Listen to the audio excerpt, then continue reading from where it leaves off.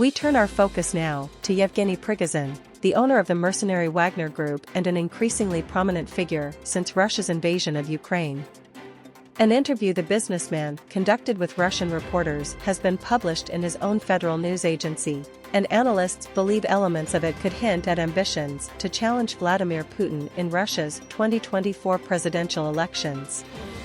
The Institute for the Study of War says the interview was noteworthy for its unique format and that Prigozhin seemed to mimic the way that Vladimir Putin films his choreographed public meetings, either to mock Putin quietly or to suggest subtly that Prigozhin could become Russian president like Putin.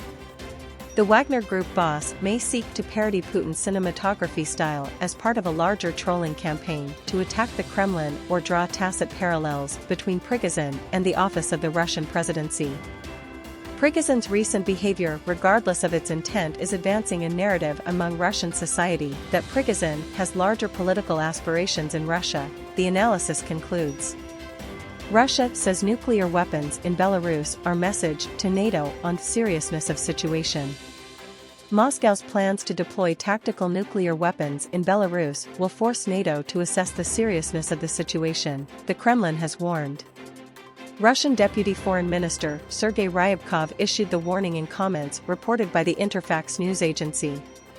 The Kremlin has said it's not up to Russia to advise whether the president of China visits Ukraine.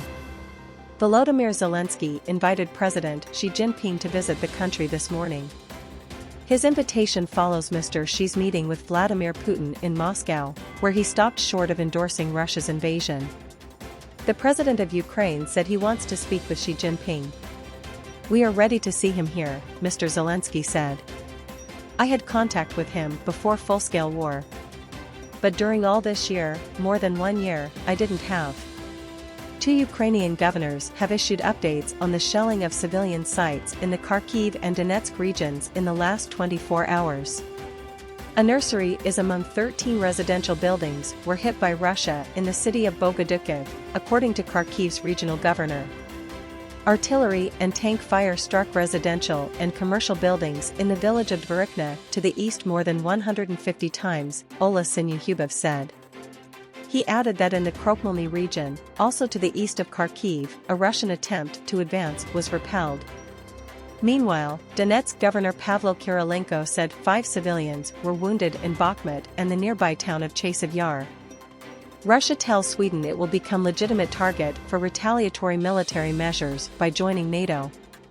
Sweden's foreign ministry has said it will summon Russia's ambassador to complain about an attempt at interference with the Swedish NATO application process. Stockholm is seeking membership of the alliance along with Finland, and is hoping to complete the process this year. But the Russian ambassador said in a statement on the embassy's website that joining NATO made the Nordic countries a legitimate target for Russian retaliatory measures, including those of a military nature. A Swedish foreign ministry spokesperson told news agency Reuters the ambassador would be summoned with its foreign minister, describing the remarks as an obvious attempt at interference.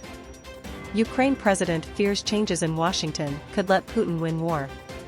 The Ukrainian admitted his fears over the symbolic impact of a defeat in Bakhmut, but also expressed concerns over the potential consequences of political change in the U.S.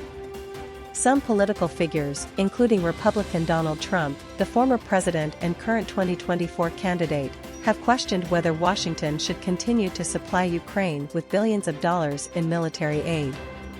Mr. Trump's likely Republican rival, Florida Governor Ron DeSantis, also suggested that defending Ukraine in a territorial dispute with Russia should not be a major U.S. national security priority. He later rode back on those remarks after criticism from other corners of his party. And while Mr. Zelensky did not mention the names of Mr. Trump or any other Republican politicians, figures he might have to deal with if they win the race for the White House next year, he admitted that he worries the war could be impacted by shifting political forces in Washington. "The United States really understands that if they stop helping us, we will not win," he said.